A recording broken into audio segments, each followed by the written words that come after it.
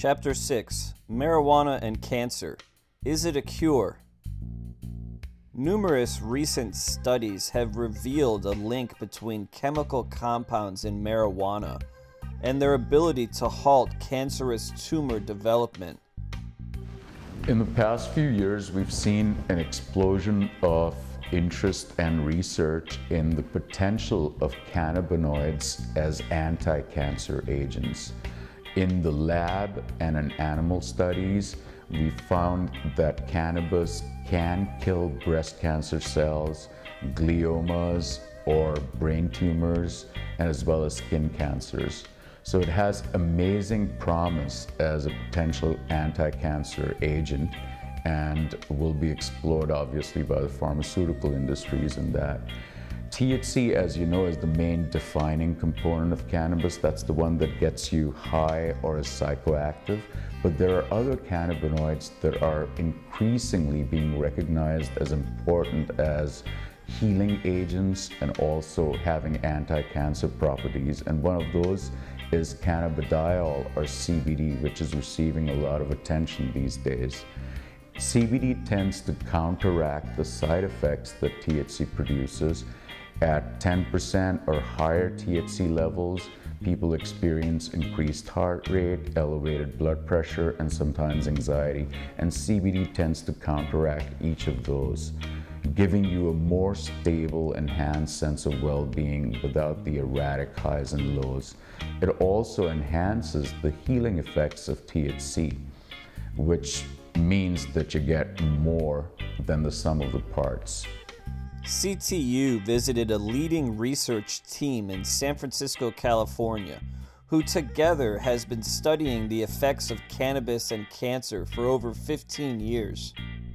My name is Sean McAllister. I'm a scientist at California Pacific Medical Center Research Institute, and I am a molecular pharmacologist. And lately I've been focusing on cancer biology, specifically because I'm interested in cannabinoids. Well, the most important finding for us to date is that we discovered that one of the second most abundant compounds in cannabis, called cannabidiol, actually has direct anti-tumor activity. What's exciting about that is cannabidiol, unlike THC, does not have psychoactive effects. And so actually it's good for patient populations because although many people are of course familiar with recreational use, a lot of patients want a treatment that doesn't actually cause unwanted side effects but is non-toxic and effective. So we feel like this is an important molecule. And as my collaborator Pierre will discuss later, it appears that this compound can target a specific gene that controls metastasis. And so we've actually looked both in culture and in vivo models, preclinical mouse models of breast cancer, and shown that when you treat with this compound, you can actually inhibit the aggressiveness of the disease. Now, in the preclinical mouse models, what that amounts to is that you get a reduction in metastasis in the organs. And as many people may not know this, but what is usually generally fatal to the patient is the metastases. It's not actually the primary tumor. So that's really exciting to us. And right now, we're focused on the actual detailed mechanisms that will help us describe why cannabidiol is effective at inhibiting these aggressive cancers. My name is Pierre Desprez. I'm a cancer researcher here at California Pacific Medical Center, and I'm collaborating with Sean on the project, try to find how the cannabis compounds can decrease the aggressiveness of cancer cells. We use a variety of models. We have cell culture, which is basically the human cancer cells, but they're cultured in a plate. And there's particular assays that assess the aggressiveness of the cancer. Some simple ones are assays that look at the ability of the cells to proliferate, because when we think of cancer, the cells proliferate out of control.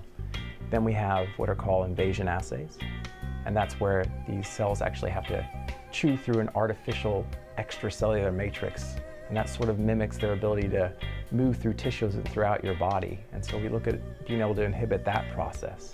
And then finally, we actually have mouse models where you can induce the formation of a human tumor in the mouse. And these mice will actually get metastases, just like patients. And so we treat those mice after inducing them with the tumors, or cause them to have tumor formation. And you can see a significant decrease in the way these tumors form when you treat them with the compound. And that kind of teaches us a lot about the pharmacology of the molecule, and it allows us to make decisions on how we might treat a patient in the future. I think what's going to be important is, particularly for the anti-tumor activity, is a formulation. Some formulation that we know is always true. That could be a single agent. That's the classical way of doing things. You have one agent, it's a single agent, you know exactly how much you're using. Then there's this approach that GW Pharmaceutical is taking. They're formulating plant extract. So it's actually still plant, but they've got a particular way in which they extract a majority of the components of the plant into sort of an ethanol-based mixture. But that, again, is formulated. So they're sticking with the same types of plants. They're going to get the same ratio of the compound and plant compounds in each of these formulations. So because you can do that, you can then test these in clinical trials and determine, in a sense of trying to inhibit tumor formation, you really need to have you need to know what dose you're giving the patient, because you're going to have to look at dose response. So that's really important. So it doesn't necessarily mean you need to take a single agent approach. The extracts could work as well. I just think the most important thing is you have to have a consistent formulation that's quality controlled. So, and I do believe that we're hoping, based on the data we based on the findings we've seen here, that they could be effective at directly inhibiting tumor formation in patients. And maybe that could be a single agent or an extract. In our mind, we want to test both of those options. And whichever one's the best, that's the one that you would give the patient.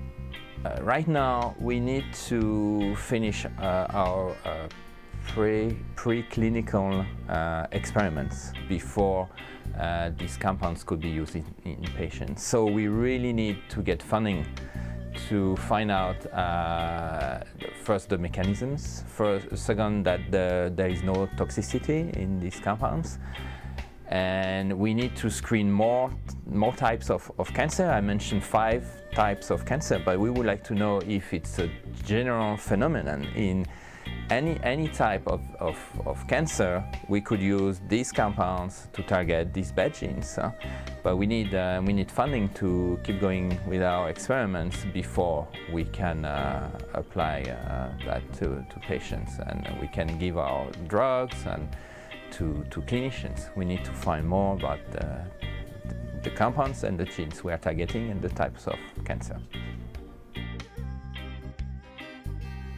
So our ultimate goal is to bring treatments to patients in the clinic, and we're taking 2 avenues in that aspect. One where we're going to try using single agents, and the other where we're going to combine different components of the plant and see if we can actually improve efficacy over the single agents. So we've actually have some data showing that different components of the plant beyond cannabinoids, such as terpenes, actually have their own anti-tumor activity.